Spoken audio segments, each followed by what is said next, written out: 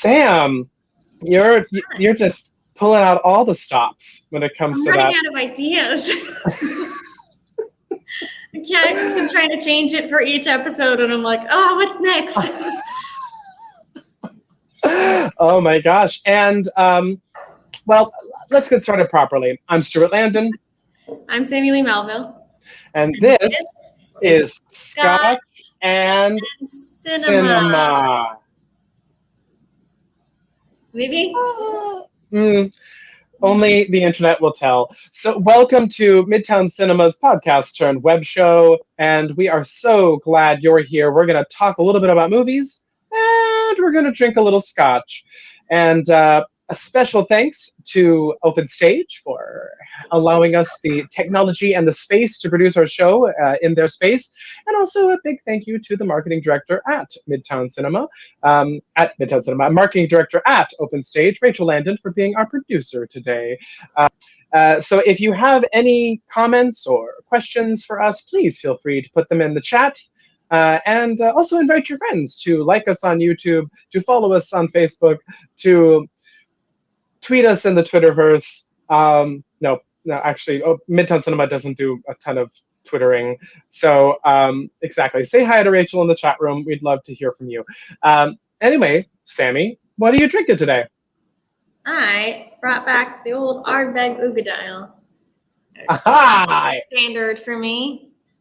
What are you drinking? I am also drinking a standard, a little Johnny Walker Black Label. Very classy. Oh, blended whiskey. You always are so good. You have like that satisfying little cork. Yeah, there's some of them don't have corks, and it makes me really sad. No, there's no cork. Johnny Walker doesn't bother with a cork.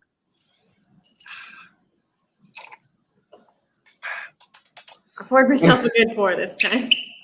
That Johnny Walker has never been full. Thank you very much. It's never bottomless ever. Johnny Walker. Yeah, it's a bottomless Johnny Walker, but also a topless. There's only in the middle. I'm just a glass half. I'm just a glass half. Bottle half. Anyway, so what I do is every time that Scotch half. Every time that I go to the liquor store, I buy 2 little bottles of Scotch and I just dump it in the bottle, and that way it just evens out. So it's never. I never drink any more than that. You buy like the mini things. Why don't you just buy another bottle? I know it seems full and ridiculous, but I love using a funnel. Oh my gosh. Right. Yeah. So anyway, we have a lot to talk about today. First and foremost, we're going to talk a little bit about the Oscar. Well, it's all Oscar nominations, obviously. 'Tis the season, but and the famously loved funnel. Producer today. And we're going to talk about some Oscars nominations that are near and dear to both of our hearts, the Oscar shorts. So this year, it's a great list of nominations. So go ahead and let's go ahead and put one on the screen, Rachel, whichever one, doesn't matter. So the nominees for live action short film are Feeling Through, The Letter Room, The Present, Two Distant Strangers, and Wide Eye. The nominees for documentary short subject are Colette, A Concerto is a Conversation, Do Not Split, Hunger Ward, and A Love Song for Latasha. And nominees for animated short film, Burrow, Genius Loki, If Anything Happens, I Love You, Opera, and Yes, People. Yes, People. Yes, People. So, If Anything Happens, I Love You is just like, that's probably my favorite. Oh, yeah. And if everybody would like to see these films, just so you know, there's a couple of ways you can see them. Actually, 3 different ways you can see them and support Midtown Cinema. First and foremost, if you are a person that needs to stay at home right now, that still has to stay at home, you haven't been able to get vaccinated, you're not comfortable going out in public, whatever it might be, you can rent the shorts, actually all of them, at midtowncinema.com. Yep. Isn't there like a package deal?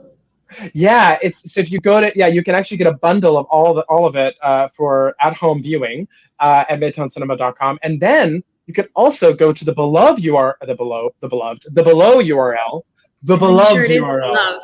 Yes, midtowncinema.com/rent, and you can rent out a theater with your friends and family, a group of 10 or less, and see them in a private screening as well. Now, that's not all of them. That's just one of the sets. So you can pick whichever Yeah. set you You love could the do most. Yeah, private screen.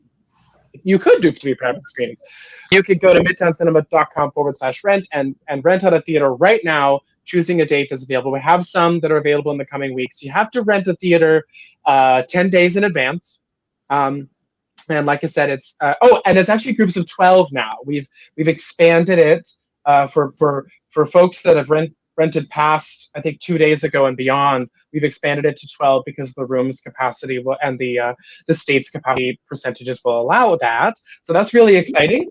And the third way that you can enjoy the Oscar shorts, and this is very exciting. Drum roll, please, Sam. Drum roll. My scotch is shaking. That's it. That's what I always say. My scotch is shaken. But we are opening for First Run Films single ticket sales this week, folks. This week. It's happening. And it's happening. It's very exciting, folks. So we're actually, and one of the films we're opening with, or 3 of those films, or I guess 8 of the films, 9 of the films, 12 of the films that we're opening with are the shorts, folks. So you can come for the animated films, you can come for the documentaries, you can come for the live action, or we're actually also opening with a wonderful little film that we both love, Minari. So anyway, but we were going to talk a little bit about the shorts before we moved on. And Sammi, I just think it's such an interesting art form, and you're a filmmaker, and you've made some short films, and not that got nominated for the Oscars, but not yet. Not yet. Not yet. No, but short films are near and dear to my heart. I feel like, and even just from a filmmaker's perspective, but also from a film watcher's perspective, is like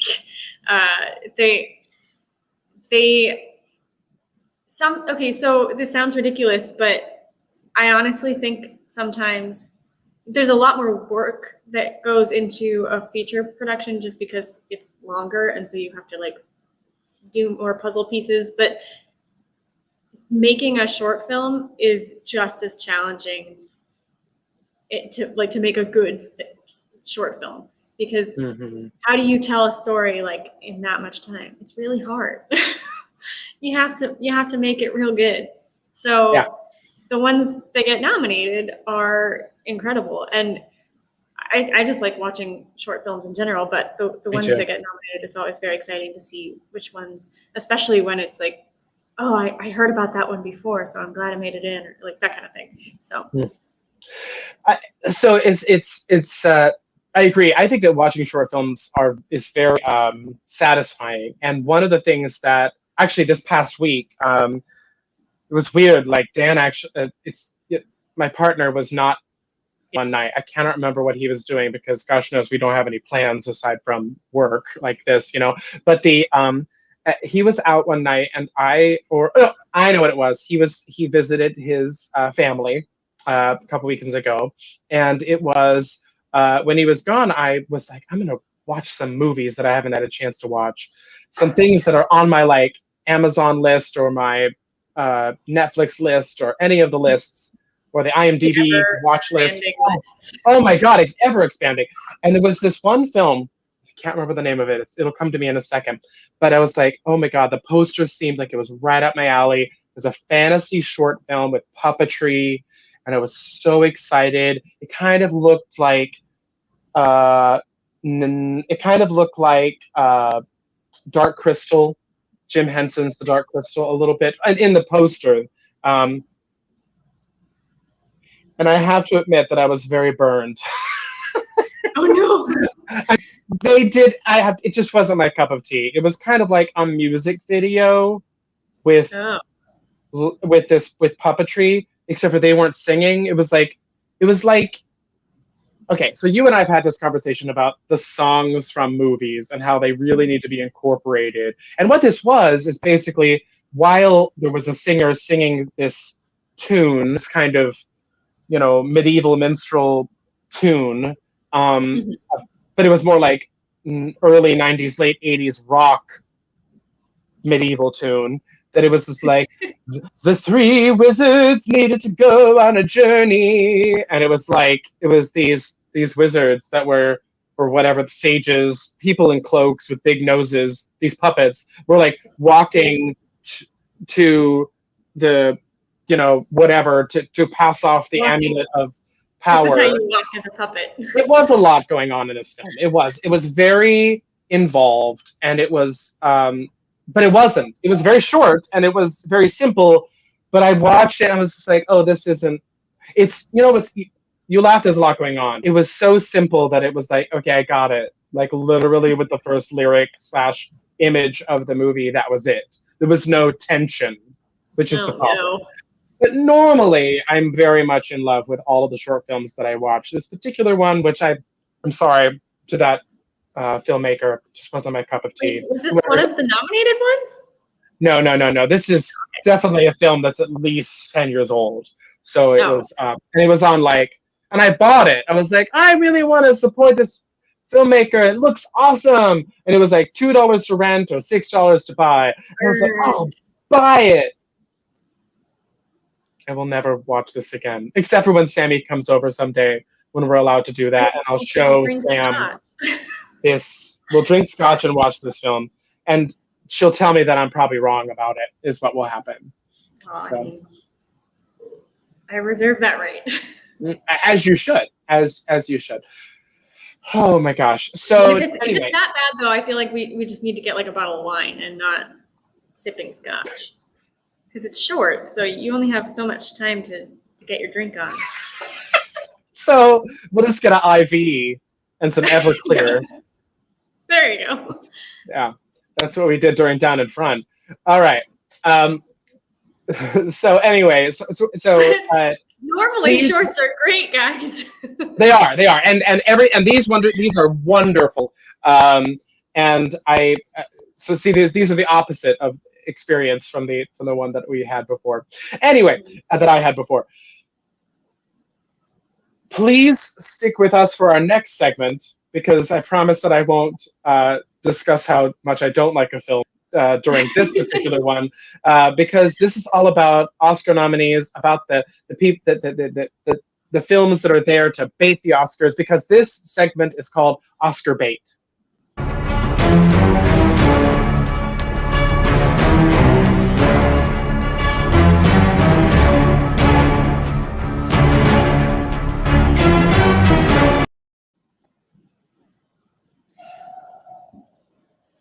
I just feel like one day you're actually going to change it, and then it never happens. And I just keep on thinking that it's going to get updated. And change what? Stuart. Just saying. We're going to do spell check next time. I don't know what that is. Even today, when I posted a picture of my dog because it was his gotcha day, I definitely looked back and saw that there was a grammatical error, a typo in it. Was it as bad as this one? But what's wrong with this one? Would you like to explain to the audience what's wrong with it? No, I don't want to spoil the minds of any of the children watching this Scotch and Cinema show. All right, kids, get your parents in here so they can watch. So we're going to talk a little bit about the directing nominations. Rachel, go and put that up on the screen if you wouldn't mind. The directing nominations this year for nominees for Best Directing. Another round. I'm going to expand my screen so I can actually see what's going on because it's very small.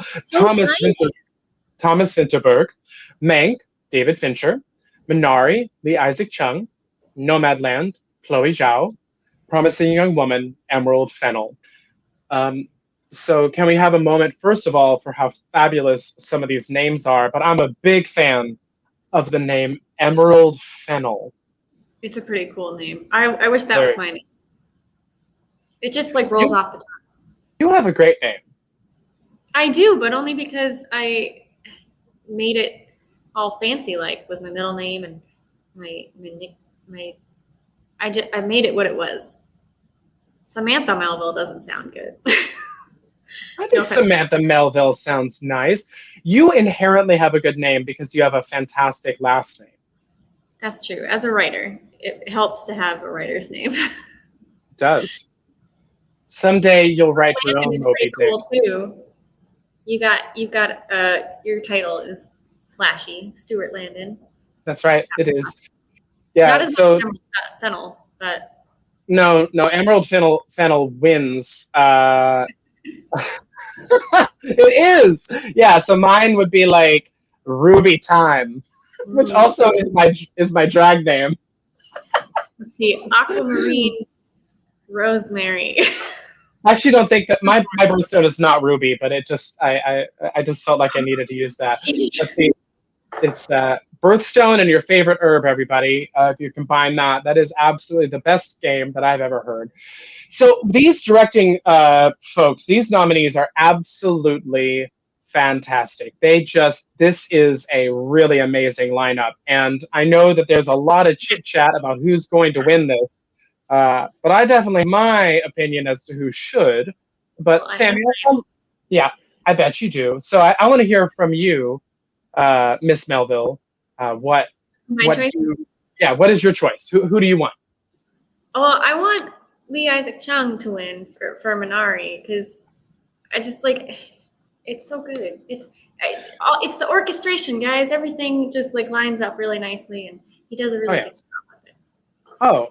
I think it's beautiful. I think that Minari is like this slow. It's not that slow, but like this kind of lovely. Yes, look at that. I mean, that's Alan Kim because we are the very unofficial Alan S. Kim fan club. In case you didn't know, we're absolutely huge. There it is, Alan S. Kim. We're so unofficial. We don't know what the S stands for. It could be Sammi Lee Melville, for all I know. Spectacular. Alan Spectacular Kim. Alan Spectacular Kim. I love that. With. I kind of like it to be Alan Sammi Lee Melville Kim. That's what I. Oh.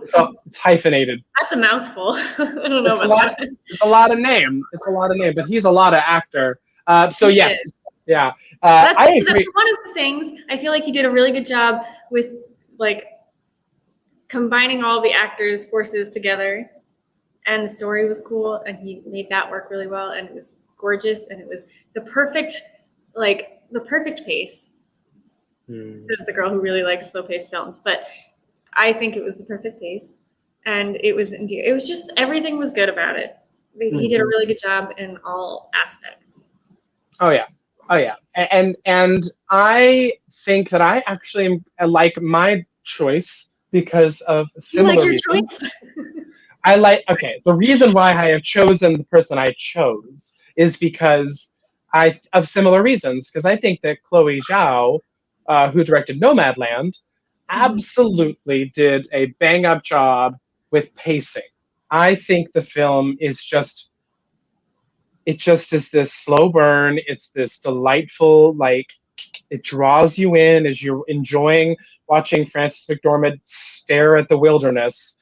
And also the fact that she handled these non-actors, I'll say, so beautifully. I mean, that could not have been easy.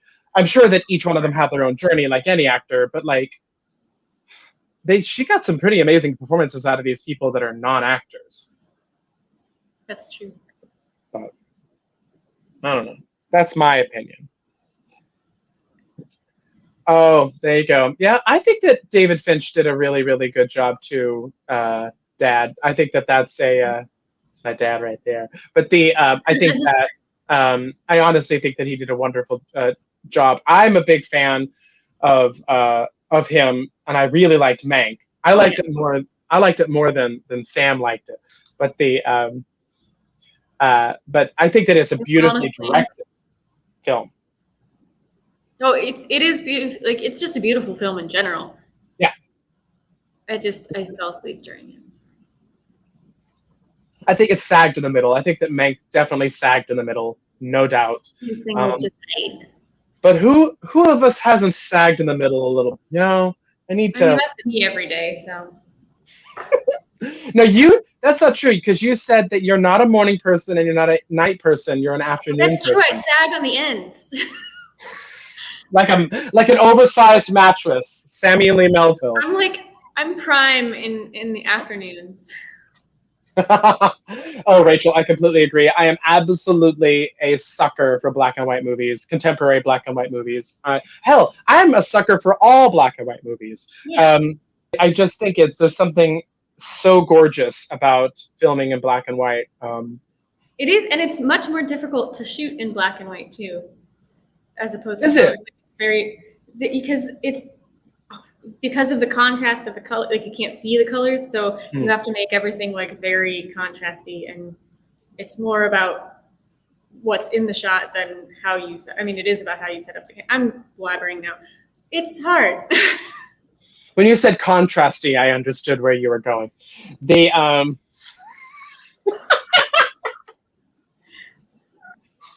all up here. Yeah. Cheers to those directors, folks. I think there's a lot of really good ones. I will say they're definitely. And speaking of Emerald Fennell, that's her first film, apparently. She's an actor normally, right? Isn't she an actor? So, yeah. She's acted, and she did act in that film, but very briefly. But yeah, it's her first film behind the camera, so that's cool. So when it comes to, I'm just looking here. Okay, so in this category, director John Ford has the most wins, and because he won with 4 different titles. Frank Capra and William Wyler had 3 wins in this category. Wyler has the most nominations of any director with 12. And Martin Scorsese is next in line with 9. Clint Eastwood is the oldest winner in Oscar history. He's 74 when he won for $1 Million Baby in 2004. He was 70. Is he 91? Sorry, go ahead. Oh, I was just going to say, it is interesting that the only person who has all of the directors for this year have not been nominated before, except for Fincher. So you got, and I don't think he's actually won. Did he? I think he just got nominated twice before. Yeah, I don't think Fincher's won. So the oldest nominee was John Huston at 79. The youngest winner was Damien Chazelle. Chazelle. I actually don't know how to say his name. For La La Land, and he was 32. And John Singleton was the youngest nominee, and he was 24 when he was nominated for Boys in the Hood in 1991. Yeah. So yeah, and I think that we definitely have some snubs this year as well. I mean, big time. I mean, we're not terribly surprised. There was obviously, last controversy of #OscarsSoWhite, and they're not getting much better, although they are better. We're getting there. Yeah, we got more than one woman in the lineup. It's what it is. Maybe one day it'll be even more mixed up. Mixed up? That's not the word I'm looking for. Diverse. There we go. Mixed up. So, so a lot of people are saying Aaron Sorkin should have been nominated for Best Director for The Trial of the Chicago 7. We'll talk about that film next week, folks, if you're interested in coming back for more. And then it looks like Delroy Lindo of Defy Bloods also seems to be a pretty big snub, and I'm just trying to. Who was it? There was someone else that.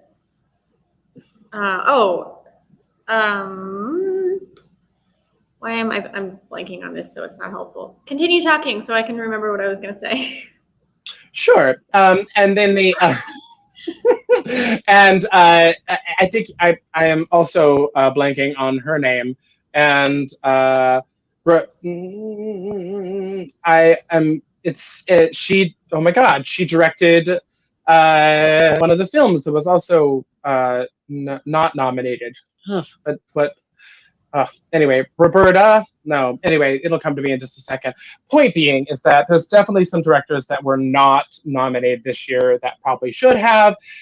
And while we ruminate about all the people that were snubbed, we're going to go ahead and have a short break where we show a little super cut that Sammi made of some scary films that you might want to see at a private screening at Midtown Cinema.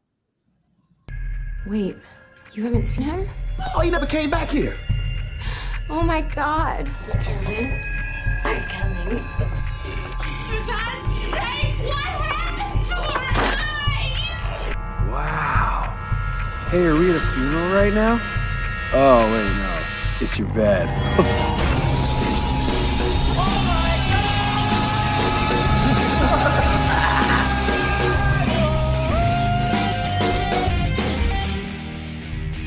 So, come up to the lab and see what's on the slab. I see you shiver with anticipation. But maybe the ray power of Christ is really to blame. I'll remove the cause. But not the symptom.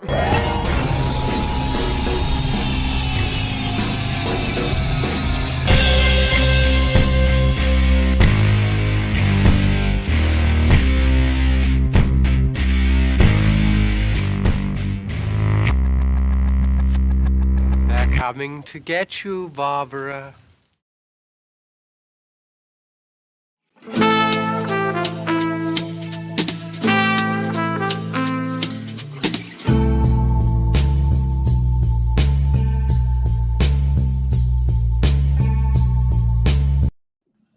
In this segment, Give 'em the Fingers here at Scotch Cinema. That's the name of the show we're on. We like to give some ratings to a movie or two. Today is just one movie. Sam, why don't you go and finish explaining our rating system? So when you drink scotch, you have to decide how many fingers of scotch you want. So you hold up to the glass. You can get one finger, or you can get two fingers, you can three. You can get a lot of fingers. You can get however many fingers you want. But so this would be one finger's worth. I have wide fingers, so it's not a good. There you go. We'll pretend I used it's to have one. 2 fingers, but now I only have one. Right. So we know how much Sam has drunk. But anyway, so we like to pretend here in Scotch Cinema that our films are they're scotches. So we'd like to think how many fingers would we want of this film? Like how much do we like this film? So if you like it, you put as many up to 3 fingers because we're only doing 3. If you didn't like it, you only put 1 or 0 fingers if you really hated it. So that's our rating system. Yeah. Do you want more of this film? How much of this film do you want? Yeah, absolutely. How much do you want?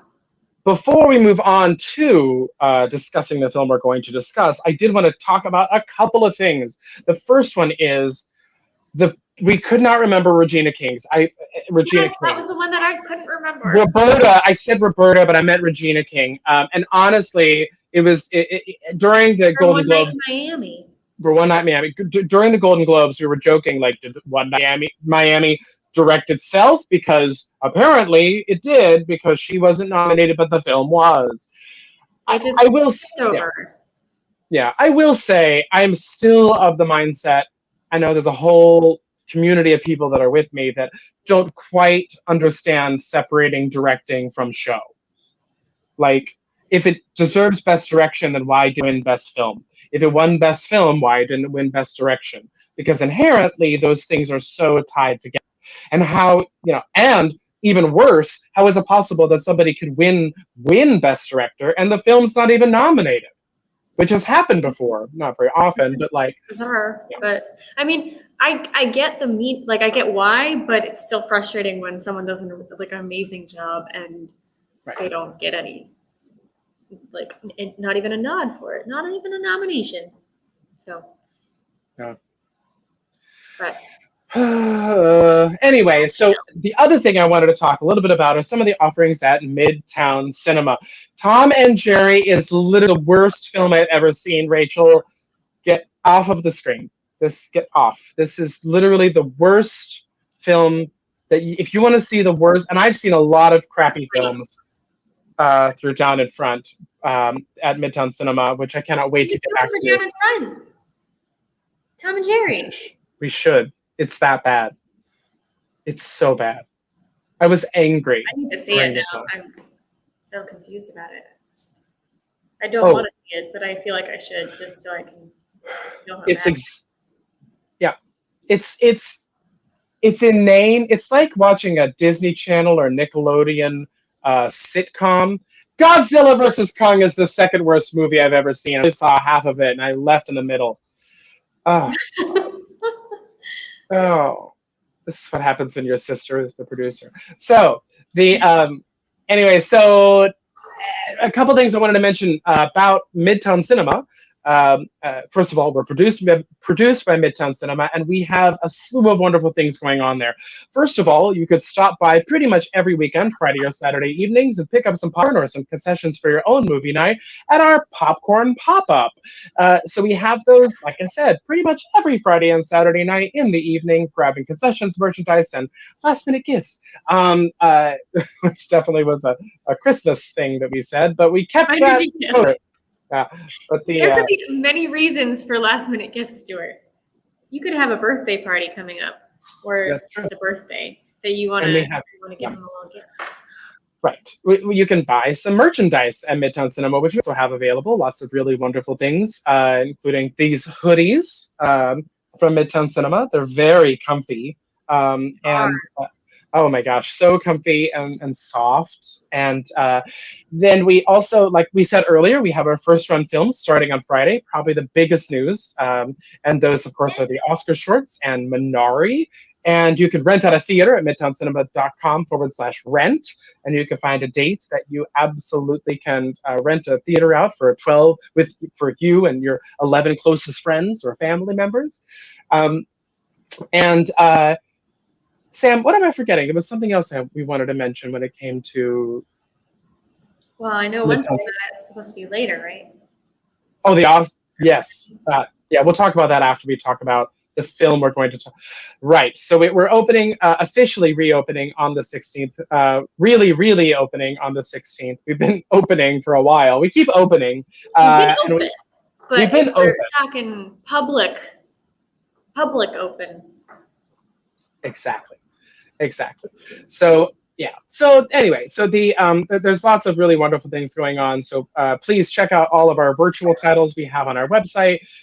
Check out our private screenings. Come back to the cinema and see a movie. Come visit us. Come see a movie in a darkened theater and the big screen. It's just lovely. So we watched a really cool movie. Seats? Oh yeah, our new chairs. We do have a picture of that, Rachel. I know we do. These are big and beautiful and comfy, really comfy. I mean, look at those. They're just lookers. Just like, they're so much comfier than the other ones. Oh my gosh, totally. So all right, we're gonna move on to the actual scent, this given the fingers. And here we are. We have fingers to give. We have fingers to give. And this movie is going to receive fingers. And we watched Sound of Metal this week, didn't we? We did. Yep.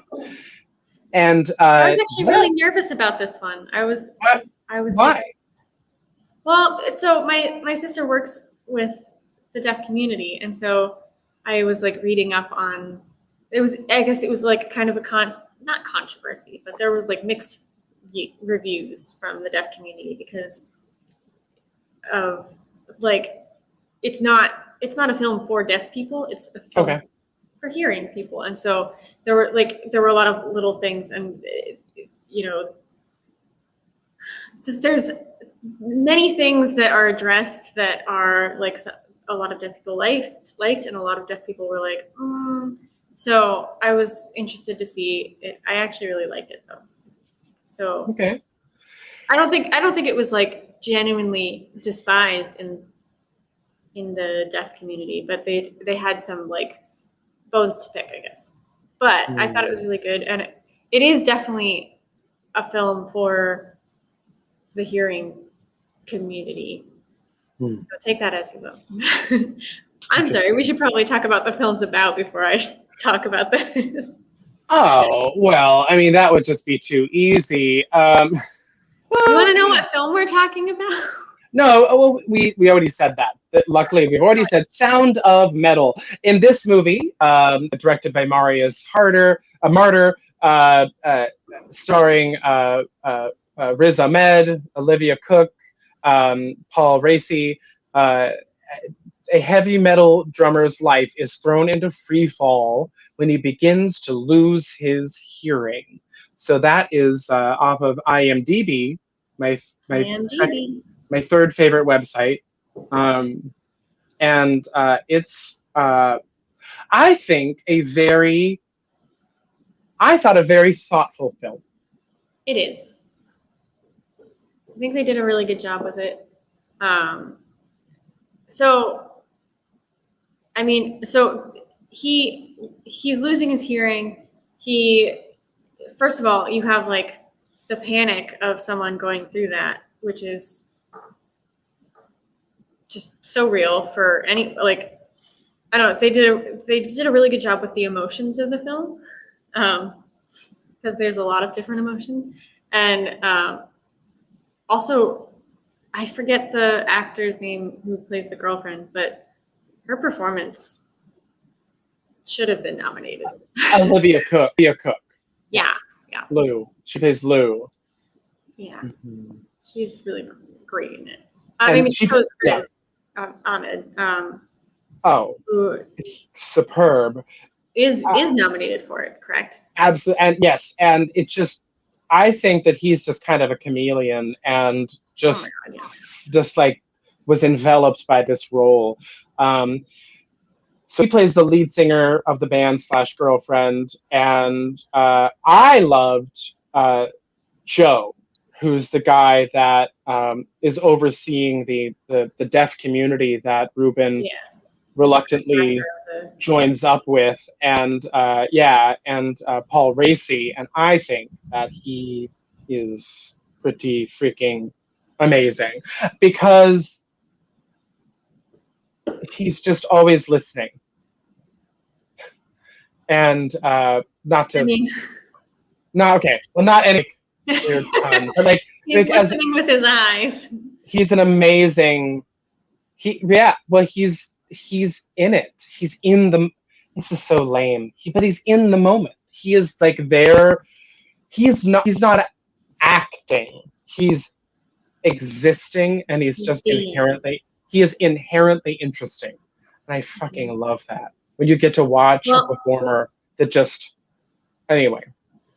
So that's the thing that I loved about the film, was that I felt like there were so many emotions strung out through the film, but it wasn't like melodramatic or anything. It was like so many of the characters were trying not to show how they felt about it because they were like scared to death. And his characters was he basically had to like corral all that, which was also interesting, like having to deal with all these people who are just like freaking out and being like, hey, this is how it's gonna go, and don't worry. He was like the father figure of the film, I think. And yeah, I feel like I mean, every actor in this film did amazingly, and there were a lot of so there weren't any deaf actors that were like the main cast, but there were deaf actors in the film, and some of the coolest scenes were just watching the deaf community, like the people interacting with each other, like the way it was. I mean, it is its own language. It's really cool. Like just seeing that culture was really cool. Yeah, I completely agree. And I think the idea about, I think, without giving away, I guess, too much about the film, although you could probably guess it, I would say that it's not the most, I would say it's relatively predictable. Like, it is. Yeah, there's not any twists or turns or anything. No, it's definitely, it's not what happens, it's how it happens. Oh yeah, and the character's journey for something that should be obvious for him, but is not. And it should be said that this character is also an addict, so is in recovery, and is that plays into it, and it's about acceptance and about can you accept what you've been? Can you accept your circumstances? Can you move on and learn and grow in that circumstance? It's the tagline of the film is really beautiful. It says, "Music was his world, then silence revealed a new one." Mm-hmm. And that's the cool thing about the film is that like it's not. And again, so I feel like most hearing people, when they look at someone who is deaf, they are like, "Oh, that must really suck that you can't hear," and that it's brought up in the film. Like the deaf community doesn't see themselves as needing to be fixed, and that definitely plays a lot into the story of like, it's not that he's become crippled. He is brought into a world that he doesn't know, and whether he needs to accept that or fight against it, or like learning to be in a new situation, and like what that means for your life, and it depends on how you react to it. It's not necessarily the situation that is terrible. It's like how you deal with it.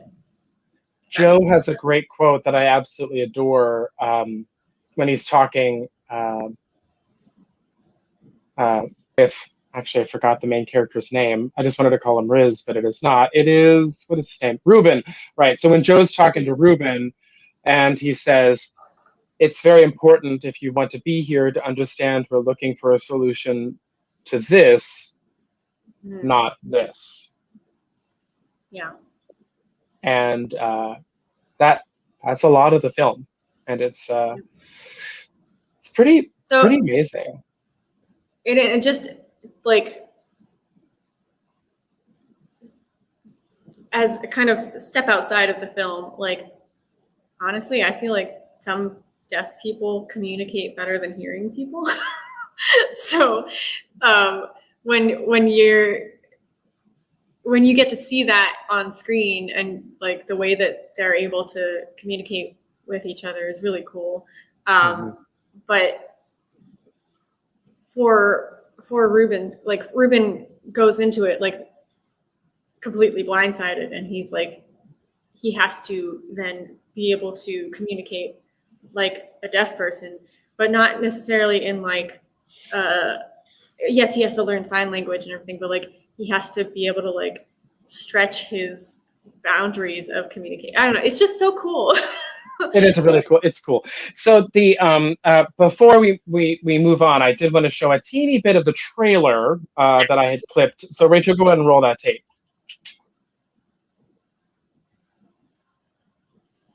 When this crappy, mundane world suddenly becomes radiant and magnificent, all the fear is gone. That place will never abandon you.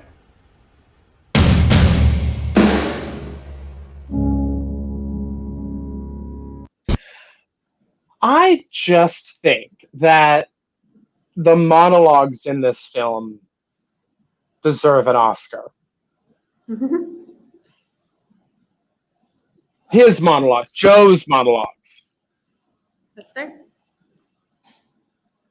It's interesting because, like, yes, the monologues are cool, but I also love the points in the movie where you don't know what anyone's saying. So there's subtitles, but they don't start happening until Ruben starts to learn sign language. And so before that, you're just as lost as him. And those are, I feel like, they're really cool. Like, the discovery moments. I think that's really cool. But yes, the monologues that Joe gives are also really cool. And also, Sam, you were mentioning earlier, not to throw you under the or to throw our sound system at Midtown Cinema under the bus, but you were watching the film at the cinema, and there was. So I don't know if it was. So I don't know if this was just the sound system at the cinema, or if it was like an intentional thing.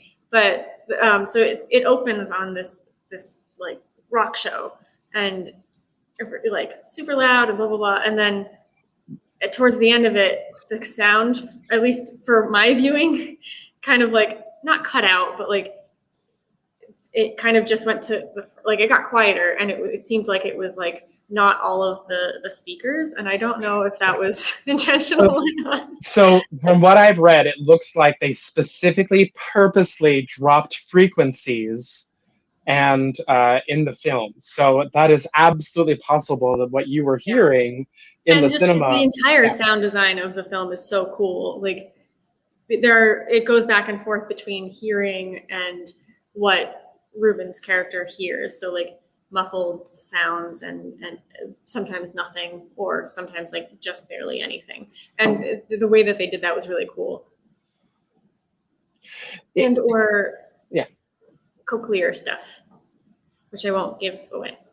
Right, exactly. But I completely agree, and I think that it's just amazing how this film dramatizes the sound design in this film.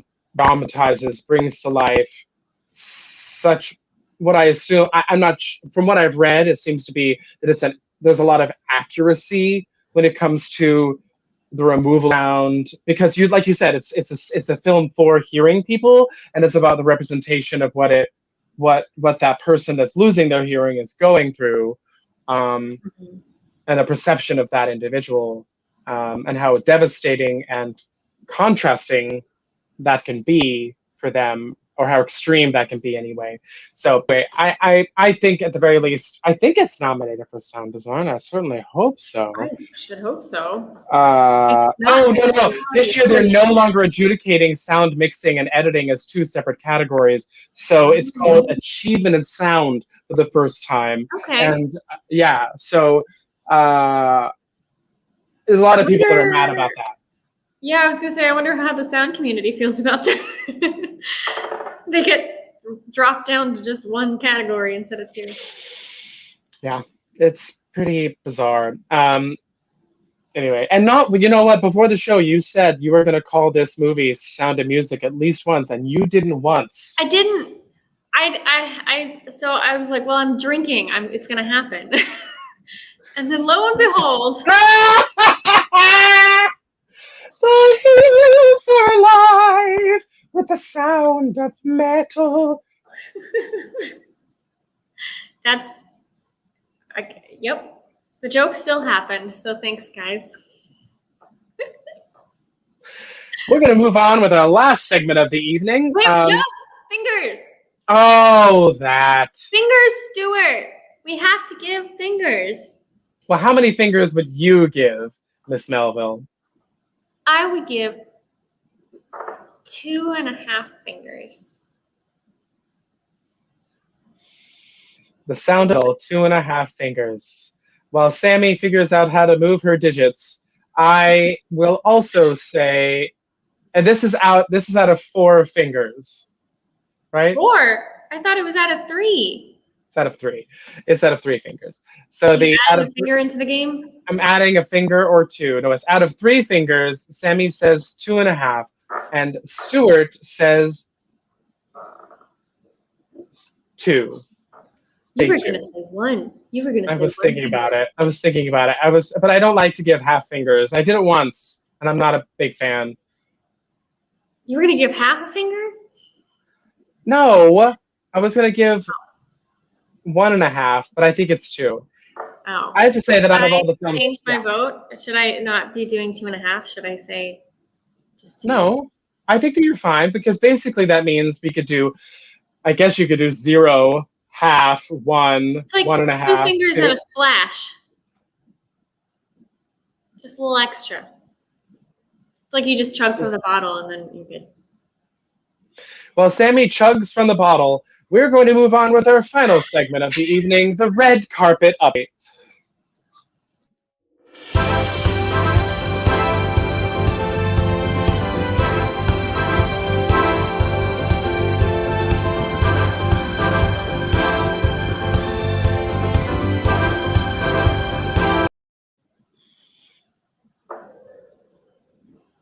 I wish there was actually music that could keep playing. Well, we'll just sing next time. Da da da da Da, da, da, da, da, da, da da da da. So Sammi, there's some amazing things that are coming up at Midtown Cinema. We're reopening again and again and again. This Friday, first run tickets are opening. But yes, come for the film talk, stay for the dancing. That's exactly right. And this also in a couple of weeks, we have the Oscars coming up. Just a little something called the Oscars, the Academy Awards. And the Academy is having their ceremony on Sunday, April 25th at 8 p.m. And now it's a little known thing. Nobody's heard of Not it. many The people have Oscars. heard of it. No, but we have the 8. But previous to that, at 7 p.m., Midtown Cinema is going to be throwing a virtual party, a virtual red carpet evening, and I hope you'll join us. You can go to midtowncinema.com, and you can. There it is. The virtual red carpet evening, and the tickets for that are only $50, and with that you get a lot of wonderful swag. You get a lot of wonderful swag, including candy and popcorn and a lovely charcuterie spread from Plum Box. So good, and that enamel cup, which is a Midtown Cinema enamel mug. And with that, you get a 0-day ginger beer and some cherries and grenadine, so you can make your own Midtown Mule at home with vodka or whatever you want to mix with it. And throw some alcohol in there. Any alcohol, literally. And then Midtown Cinema, there's that Plum Box. So oh good. my gosh. Also available in vegetarian and gluten-free options. So you can imagine what that would mean. But it's just, there's that mug. Look at it. It's gorgeous. We keep on talking about we're going to bring the mugs and drink out of them, and then we never do.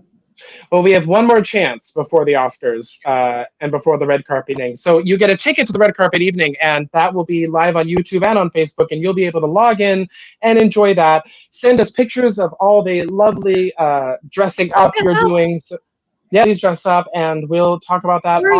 You don't have to dress up. You could just send us pictures of PJs. It could actually just be a picture of your dog next to the ginger beer. Like that's. Oh my God! Send us pictures of your dogs.